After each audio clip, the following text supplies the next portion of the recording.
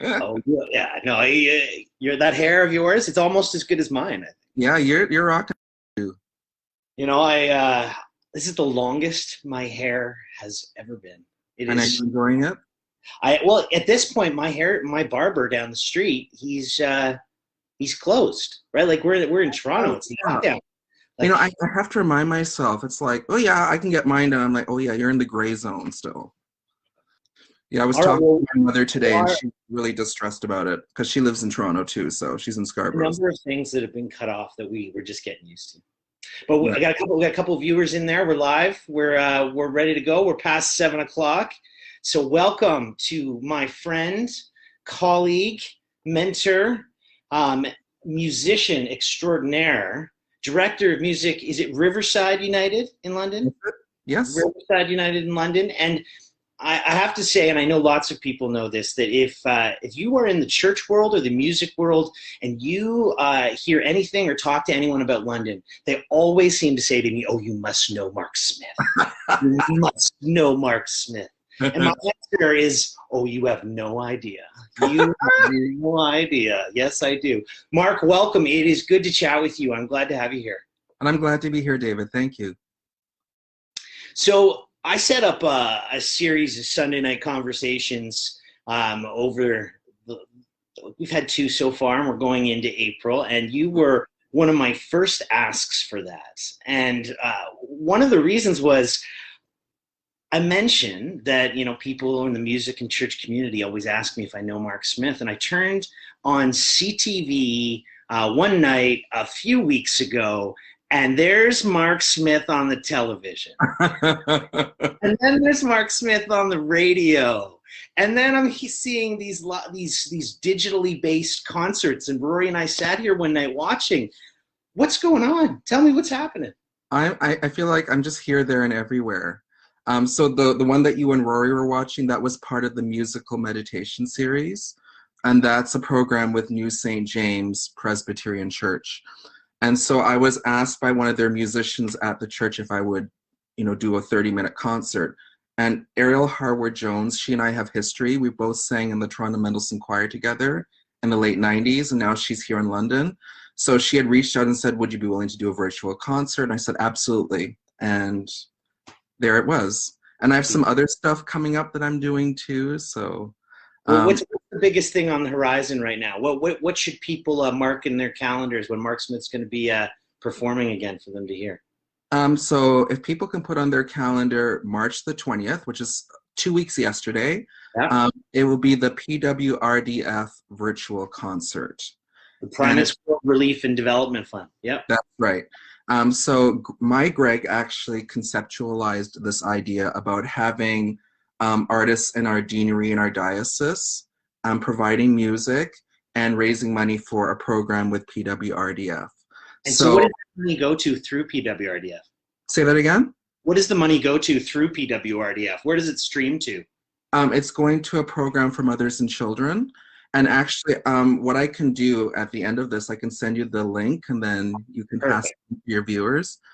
So I managed to get a number of different artists involved in this project, and they all pre-recorded in advance, and it's being produced. And we were in collaboration with St. Paul's Cathedral for this project. Wonderful, Yeah. wonderful. I have some history with that cathedral. I Yeah. I spent some time there, about 5 years there, and I think I was there when I met you almost 2 decades ago, maybe 15 years ago, probably Yeah. 15 years ago. Is that right? Yeah, close, because Greg and I have been together for 14 and a half years. So Oh, somewhere in that range. Yeah. So yeah. we were it was a synod, so it's like a conference for keener church people like us, Yes. and I remember I was pretty new. I was either newly ordained or about to be ordained, but I was hanging out at the cathedral. I had grown up in the Roman Catholic tradition, Mhm. which well, we didn't see a lot of clergy with husbands, right? Like that's the No. truth. We didn't see a lot of clergy with wives either, but and I remember seeing you and Greg, and I remember you had your hand on his back, and it was very tender. And I knew there would be lots of people in that room who would have been eyeing daggers at both of you, Mhm. and you stood with such grace in the middle of that. Hmm. That's not 2021. That's a number of years ago now. Yeah, Um, 2006, 2007. Yeah. and we talked about maybe you sharing a little bit about what that was like being a clergy partner in a time where same-sex marriage and same-sex blessings were not necessarily on the table. And what did that look like for you? How was it? Well, it was a new experience, because I hadn't anticipated. So Greg and I actually met when I was still living in Toronto and he was here in London. And I always want to refer to like the hashtag the Golden Girls. Picture it. Toronto, July 30th, 2006. Timothy's coffee shop. He walks in with a friend. And then I was sitting with a mutual friend of ours, Dane Gerard. Oh, May he rest in peace. okay. And I remember that day we were sitting there just having a coffee, and Greg walked in with his friend. And then I had left for a minute and I came back, and all of a sudden Dane was sitting with Greg and his friend. And, he managed to put us together in that way. And then, Greg and I kept in touch over that period of time. And then we got together in September 2006. And then I finally made the decision to move to London in February 2007 because that's where my life needed to be with And you've him. been in London since then. Yes, And okay, do you miss Toronto? I miss, my family, my friends, colleagues. I don't miss a lot of the chaos, I have to say, whenever I come back to visit. It just seems like there's just so much of it now. So, but I do miss, like I said, seeing people that I was used to seeing on a regular basis. Greg was the priest at a really well-known church on Wellington Road in London that was a rainbow flagship church, really, Hmm. in that time, part of the integrity movement. Hmm. Uh, so I can imagine the reception for you at Christ Church was fairly warm. Is It that right? was. I remember because my first Sunday at Christ Church was at the end of September 2006. We had been together for 3 weeks at that point, and I remember walking in, and it's like we didn't even have to say anything. People just kind of knew that something was on the horizon. Okay, there's a new person in church, and Greg is smiling. He looks a lot happier, and I was approached by so many people who just welcomed me with open arms, and ever since then, and they were the ones who said, just move here. What's keeping you in Toronto? And I thought, yeah, what is keeping me there? So they really embraced me, and I just felt like I was part of the family. Because I spent a decade serving as a parish priest, and I spend most of my time now actually not with practicing Christians. I spend a lot of my time with people outside of the church, working Mhm. as a coach. Um, and most people's view of what life would be like for the openly gay partner of a clergyman Mhm. um, is not what you described there, is not that open arms welcome. Mhm. Most people think that you probably have to dodge rocks on a regular basis. Right.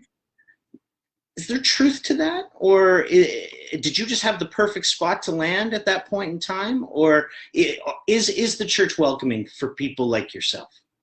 I personally felt very welcomed by, and I know it hasn't been the case for a number of people, and I've tried to be a support to those who haven't felt that way.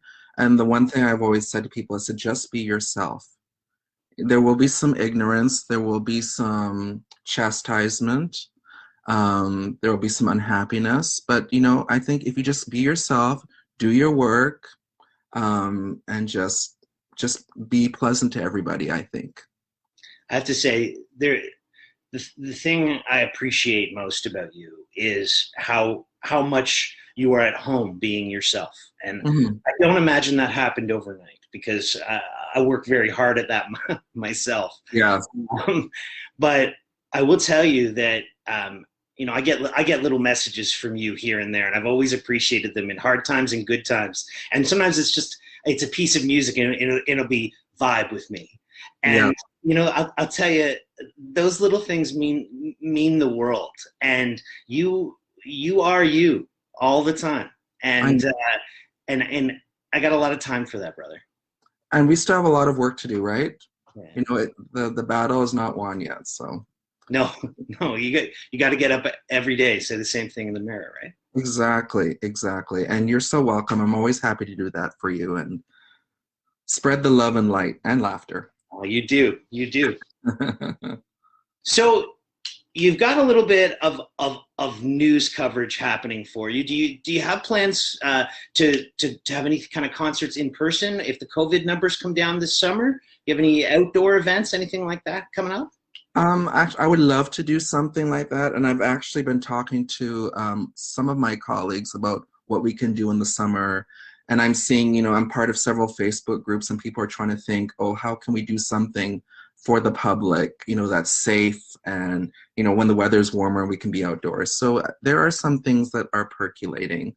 But right now, a lot of it has been, virtual or pre-recording in advance. It's not the most ideal, but it's something. And actually, the advantage of doing virtual or having it uploaded to YouTube is that it's reaching worldwide. Well, this is the incredible thing. Mm-hmm. Um, you know, when when I was serving as a parish priest, I might if I had a really good Sunday, we'd get 100 people there. You know what I Mm-hmm. mean? Like that's kind of the world plan today. Mm-hmm. But you put a service up online. I see churches that are getting 500-600 hits Oh for yeah. preaching and concerts and music and Mm-hmm. prayer. It's pretty incredible. The reach has changed. I think the way to go about it has changed. Exactly. And I've even said, I hope these churches will continue to live stream it even if they're back in person, because that's a new form of ministry. People are in a different parts of the world, or people are in a position where they're too ill to come out, but they still have access to the internet. So we want to serve the wider community, so to speak. I know for me, it's been a couple of years since I've been regular as a member of a church community. But when you Mm-hmm. have been, you belonging in a way that a lot of other people don't know belonging, maybe outside of their own families. Uh, Mm-hmm. how has it been for you this last little while, not being able to gather the way I know you appreciate so much?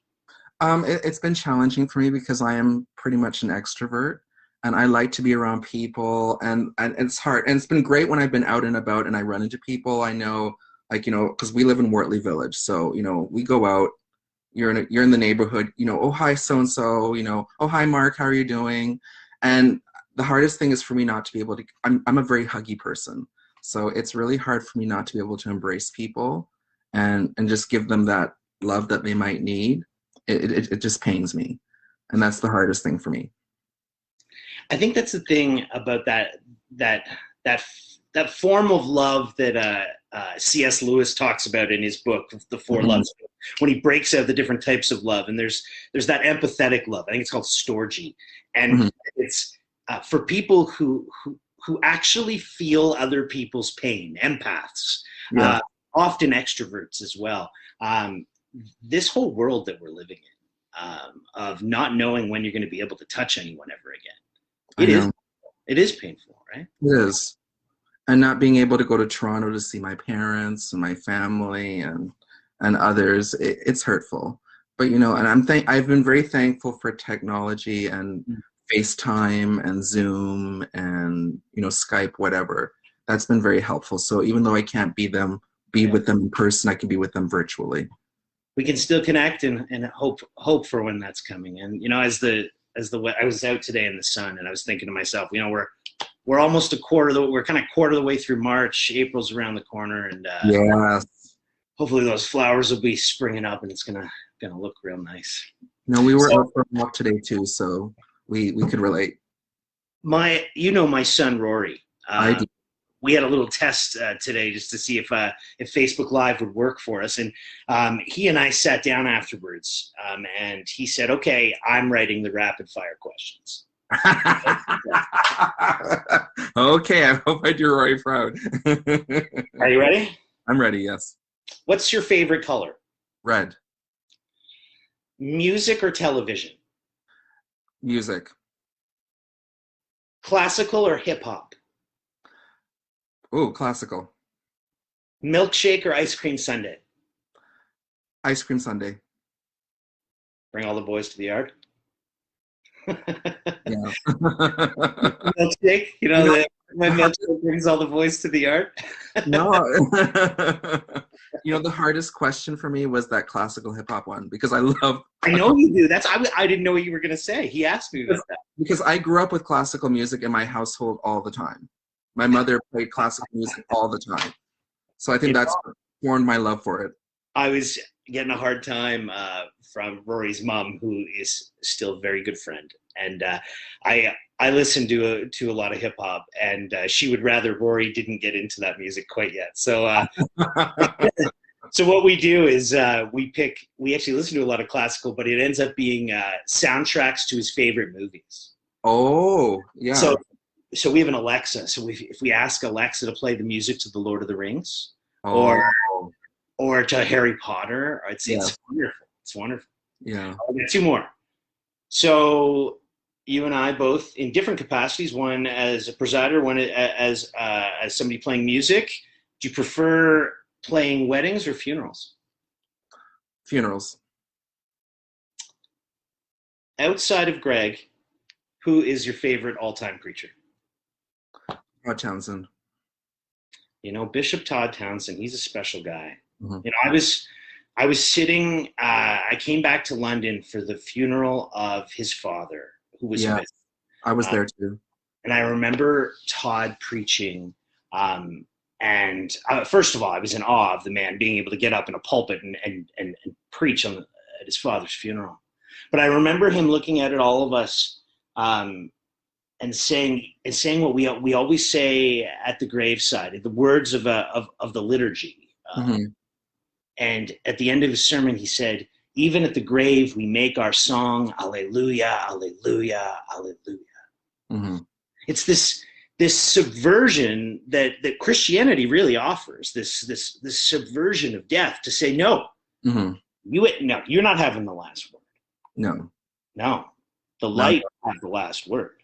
absolutely. And Amen. yeah, I love Todd Townsend for stuff like that. He's a wonderful preacher, isn't he? He's a wonderful preacher and he's also a very good friend to us. He and Stacy and the kids. Very, very good friends. Yeah, Wonderful, yeah. wonderful. Mhm. What are you hoping for 2021 to be different than 2020? I'm hoping that we can get back to the theater and some other musical type engagements. That's the one thing Greg and I have missed. We have a subscription to the Grand Theater, so and that was something pretty much once a month or once every other month we were there, and we can go and we'd run into people that we know, then we see a good production, and we haven't been able to do that and support artists. So I'm looking forward to that day when we can be back in the theater, back in the concert hall. And hopefully we might have Sunfest out in Victoria Park this year.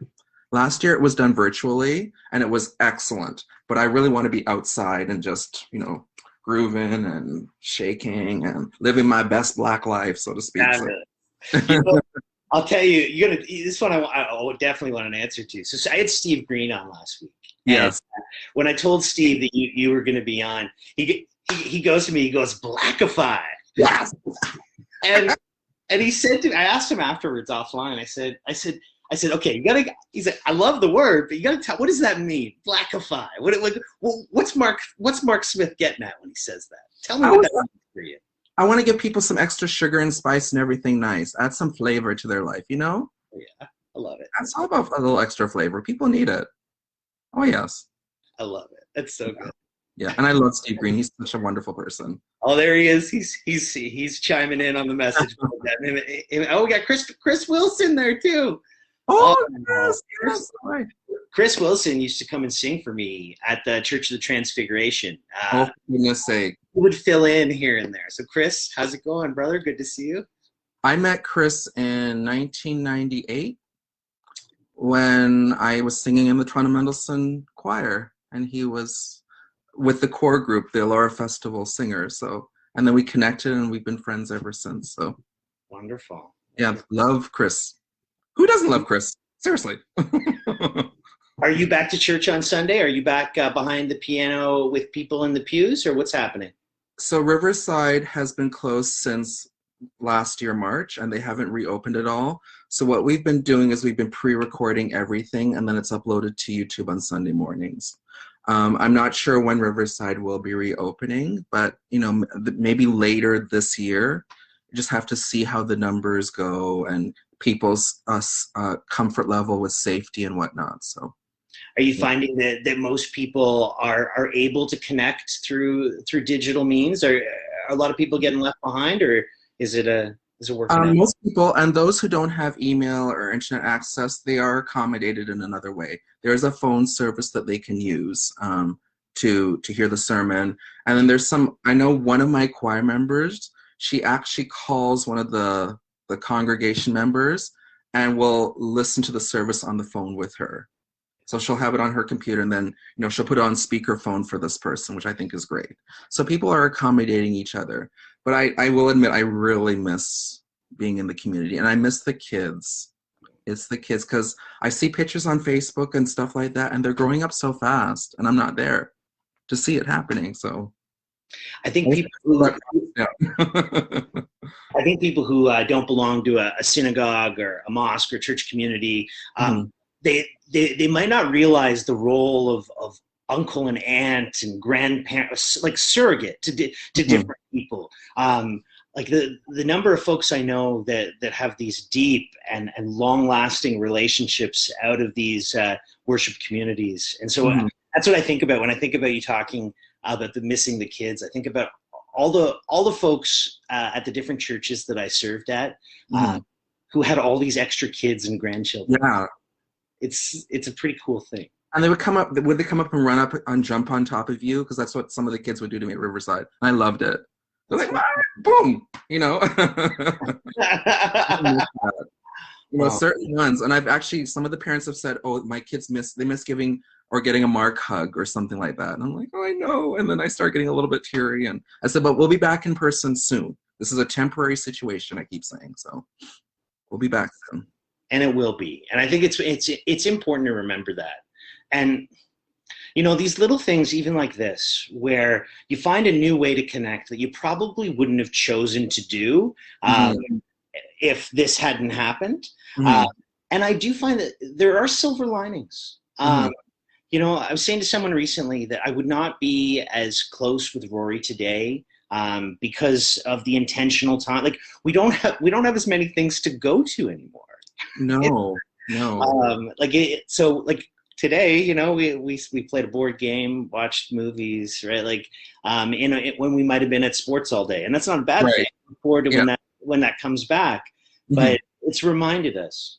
I see Chris saying something. I was thinking the same thing when you were talking about missing hugs. I think there's a lot of people missing those Mark hugs too. So Yes.